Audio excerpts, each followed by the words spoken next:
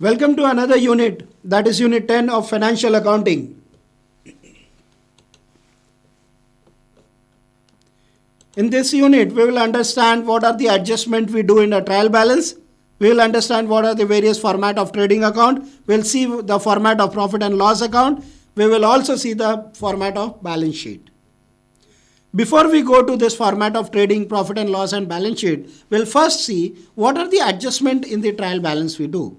For example, first one, reserve for discount on debtors. Debtors are assets and we have reserved for something for the debtors. That is, the amount for the discount will be deducted from the debtors and will shown on the debit side of profit and loss account.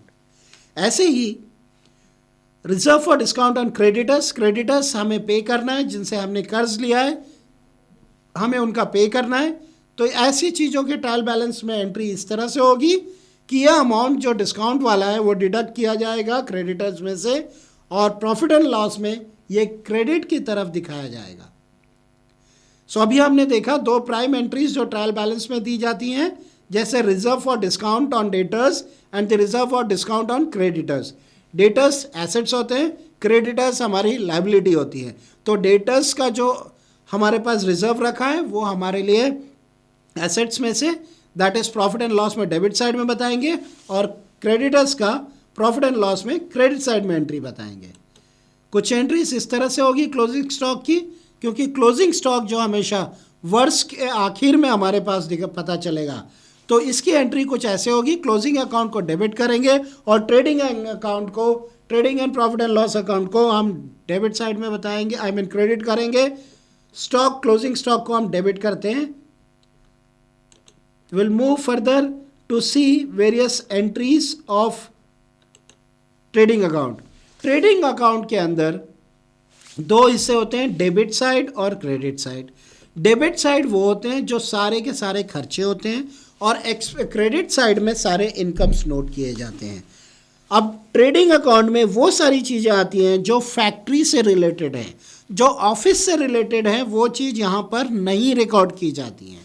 Trading account में we will record all the expenses and the incomes related to factory. For example wages, wages trading account में आएंगे, लेकिन profit and loss account में salaries दिखाया जाएगा, क्योंकि salary हम किसे देते हैं, ऑफिस में, और वेजेस हम देते हैं लेबर्स को, और लेबर कहाँ काम करते हैं, फैक्ट्री में. इसलिए ट्रेडिंग अकाउंट में सारे फैक्ट्री से रिलेटेड खर्चे बताए जाएंगे. यहाँ पर कुछ एग्जाम्पल आप देख सकते हैं. ट्रेडिंग अकाउंट में सारे ट्रेडिंग अकाउंट में डेबिट साइड में जो भी एंट्री करेंगे 2 से होंगी, और जो क्रेडिट साइड में एंट्री होगी वो आप बाय लिख करके एंट्री करेंगे.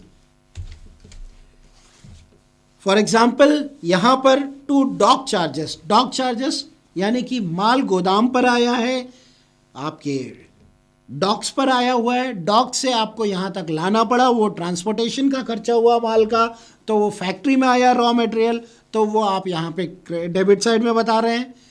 जो भी motive power, oil, gas, fuels वगैरह, जो भी इलेक्ट्रिसिटी आपके फैक्ट्री में खर्च होती है, उसके ऊपर जो जो एक्सपेंसेस होंगे वो यहाँ डेबिट साइड में बताएंगे. इसके अलावा कोई और एक्सपेंसेस आप फैक्ट्री में करते हैं तो वो टू फैक्ट्री एक्सपेंस में आते हैं. और बाय साइड में ऑल इनकम्स बताया जाता है, स्टॉक्स बताया जाता है, आपका जो क्लोजिंग स्टॉक है वो बताया जाता है. ओपनिंग स्टॉक यहाँ होगा, क्लोजिंग स्टॉक यहाँ पर बताया जाएगा, और दोनों का जो भी प्रॉफिट होगा या लॉस होगा वो हम यहाँ का फिगर प्रॉफिट एंड लॉस में ले जाते हैं. फॉर एग्जाम्पल यहाँ पर अगर आप देखें डेबिट बैलेंस अगर आ रहा है, शॉर्ट हो रहा है, तो ये आपका लॉस है. अगर क्रेडिट साइड में बैलेंस आ रहा है अभी, तो आपका ये प्रॉफिट है. तो यहाँ पे जो लॉस हुआ ट्रेडिंग अकाउंट का, इसे हम ले जाएंगे प्रॉफिट एंड लॉस अकाउंट में. अब प्रॉफिट एंड लॉस अकाउंट में ये लॉस जो है आप एंट्री करेंगे. यहाँ पे ट्रेडिंग अकाउंट में आपने 2 पे लिखा है, तो यहाँ पर बाय में आएगा. बाय में यानी कि लॉस आप यहाँ दिखाएंगे क्रेडिट साइड में. प्रॉफिट एंड लॉस में सारे खर्चे ऑफिस से रिलेटेड होते हैं, सेल से रिलेटेड जो होते हैं वो सारे office profit and loss account में बताए जाते हैं. फॉर एग्जांपल आपने इंश्योरेंस प्रीमियम पे किया तो टू इंश्योरेंस प्रीमियम, कोई और खर्चा हुआ एंटरटेनमेंट एक्सपेंसेस, रिपेयर्स और रिन्यूअल्स, रिपेयर्स वगैरह ऑफिस की कोई चीज़ें कराई, डेप्रिसिएशन जो हुआ वो प्रॉफिट एंड लॉस में आएगा, इंटरेस्ट आपने पे किया वो यहाँ बताएंगे, ट्रेड एक्सपेंसेस जो खर्चे किए आपने बिजनेस के लिए वो सारी चीज़ें आप ट्रेडिंग अकाउंट में बताएंगे, और profit and debit credit side में प्रॉफिट एंड लॉस में इनकम्स बताएंगे, कोई इनकम हुई आपको इन्वेस्टमेंट के वजह से, कोई डिविडेंड आपने रिसीव किया, कोई और मिसलेनियस इनकम हुई आपको, या इनकम का कोई और जरिया है, इनकम फ्रॉम अदर सोर्स, और इनमें से जो प्रॉफिट या लॉस होता है इसे हम ट्रांसफ़र करते हैं बैलेंस शीट में। अगर प्रॉफिट है तो प्रॉफिट किसको बटेगा, शेयर होल्डर्स को, यानी कि शेयर कैपिटल में ऐड होगा। अगर लॉस हुआ है वो भी शेयर होल्डर्स के पास जाएगा, तो लॉस भी शेयर होल्डर शेयर करते हैं, कैपिटल के अंदर ऐड हो जाएगा।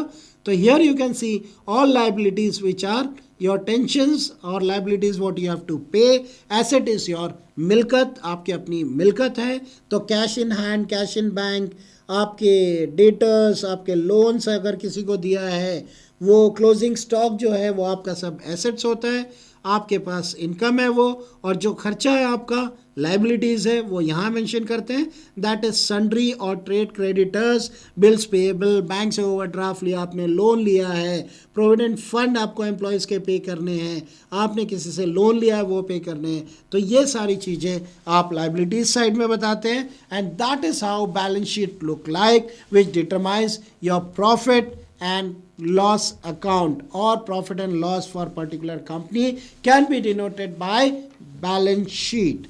All right, any questions before we proceed further?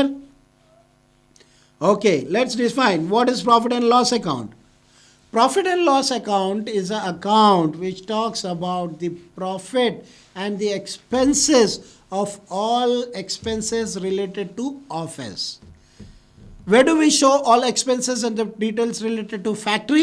It is into trading account. So trading account talks about all factory, and the profit and loss talks about all the offices expenses.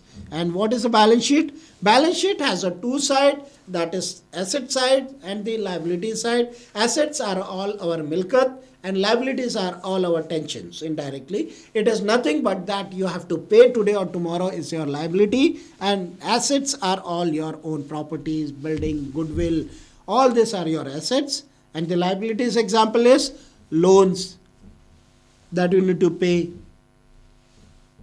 All these are your expenses, so you call it as liability. Any questions? Thank you and have a great learning ahead.